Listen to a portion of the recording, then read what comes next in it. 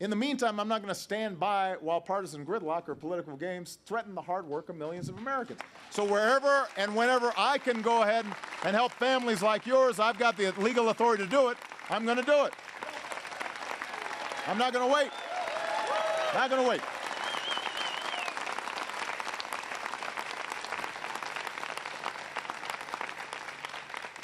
You know, that's why I've taken a bunch of actions this year just to help working Americans. While still reaching out to Congress, what I've said to them is, if you're not acting, I'm going to go ahead and do what I can. So Congress won't act to make sure women have the ability to get equal pay for equal work. I made sure that women have the protections they need to fight for fair pay in the workplace. I think when women succeed, America succeeds. We're going to keep on investing in that.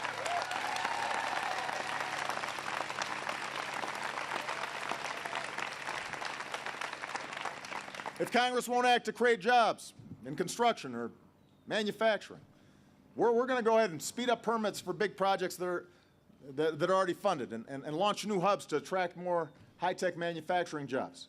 Because I want to make sure the next revolution in manufacturing and technology is an American revolution right here in the United States. I don't want to go into France or Germany or China. I want it to happen here. If Congress won't act to help more young people manage their student loan debt, and Republicans voted against a bill that would allow young people to refinance at lower rates, I went ahead and gave nearly 5 million Americans the opportunity to cap their student loan payments at 10% of their income. I don't want them saddled with debt before they start out in life. I want to make sure that they're able to pursue a career in teaching or social work or work in a non-for-profit and they can still afford it.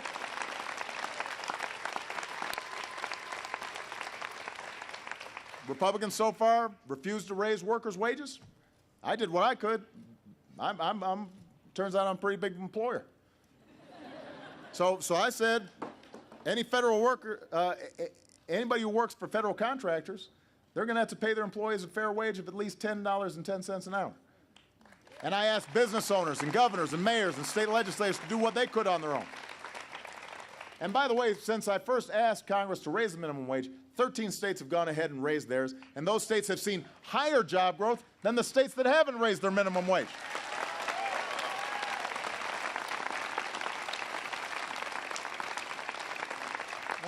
And more business owners are choosing to lift wages for workers like Alex. America needs a raise. And by the way, when America needs a raise, I was talking to Carolyn, our sub-owner, last night, and she made the simple point, look, I want tax cuts and raises for my workers and for others who don't have a lot, because that means they're going to buy more sandwiches. I mean, I can already afford a sub sandwich. You give me a tax cut, I'm not going to spend, I'm not going to buy more sub sandwiches. I can only eat so many. But that's true about the economy generally. When you give tax breaks and you give raises, you raise the minimum wage, you give a bigger chance to folks who are, climbing the ladder, working hard, don't have a lot at the end of the month, that money gets churned back into the economy. And the whole economy does better, including the businesses. Now, I gather that some of the Republicans in Congress are mad at me for going ahead and doing things. And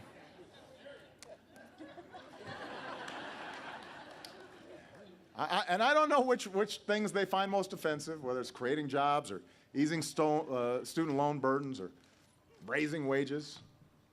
But it's really bothering them. They have a plan to sue me. They plan to sue me for taking executive actions that are within my authority while they do nothing. I have a better idea. They should do something. I will work with them rather than engage in political stunts that waste time and taxpayer money. Join me. Let's do some things together. Let's build some roads. Let's give America a raise. Let's help families with child care costs. There are all kinds of things we can do. Don't be mad at me for doing something. How about teaming up with me? Let's all do something. Let's all get America working.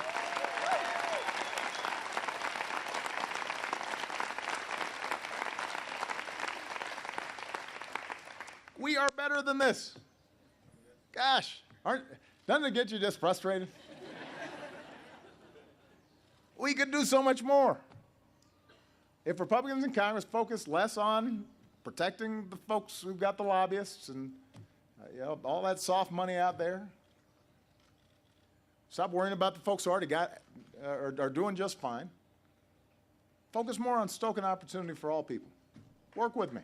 That's the American way. That's what makes this country great. A sense of common purpose and patriotism, an economic patriotism that says we fall and we rise as one nation, as one people. So we can rally America around an economic patriotism that says, don't give tax breaks to millionaires, billionaires. Let's give more tax breaks to help working families pay for child care or college. Let's rally around a patriotism that says, don't give tax loopholes to corporations shifting jobs overseas. Let's put people back to work here, rebuilding our roads, our bridges, our airports, making sure the next generation of manufacturing is made in America. That's patriotism. That's patriotism. Don't stack the deck in favor of those who've already succeeded. We're stronger when we're helping everybody succeed, cultivating every talent of every child, every 4-year-old in America. Give them high-quality preschool so they're safe and taught well while we go to work, and redesign our high schools to prepare our kids for the 21st century. And tell every American, you know, if your job was stamped obsolete, if it was shipped overseas, we're going to train you for an even better one. We need an economic patriotism that says it's a good thing that everybody gets health insurance. That's not a bad thing. That's a good thing. It's a good thing when women are paid the same as men for doing the same work. That's not un-American. It's a good thing when parents have some flexibility when their kids are sick. It'll make the employees more loyal. They're more productive. It's a good thing when nobody who works full-time is living in poverty. That's not un-American. It's not radical. It's right. It's what built this country. You know, I know that sometimes it must be frustrating watching what's going on. I guarantee you I get frustrated. There are some things that I have to mutter under my breath sometimes. And the hardest thing to change in politics is a stubborn status quo. And it's harder when Washington seems distracted by everything except the things you care about. And there's a cottage industry in Washington that counts on you just being cynical about stuff so that you don't vote, you don't get involved, you get discouraged, you say a plague on both your houses. But you can't give in to that cynicism. Do not let them win by you being cynical.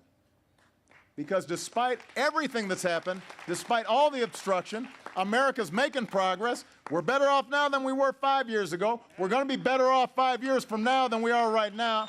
Despite the unyielding opposition of a few, there are workers who have jobs who didn't have them before. There are families who have health insurance who didn't have them before. There are students who can afford to go to college who couldn't afford to go before. There are troops who are home with their families after serving tour after tour of war. Don't get cynical. Don't do it. Cynicism is a popular choice these days. It's what passes off for wisdom. But cynicism isn't wise. And remember that it is a choice. Cynicism is a choice, and hope is a better choice.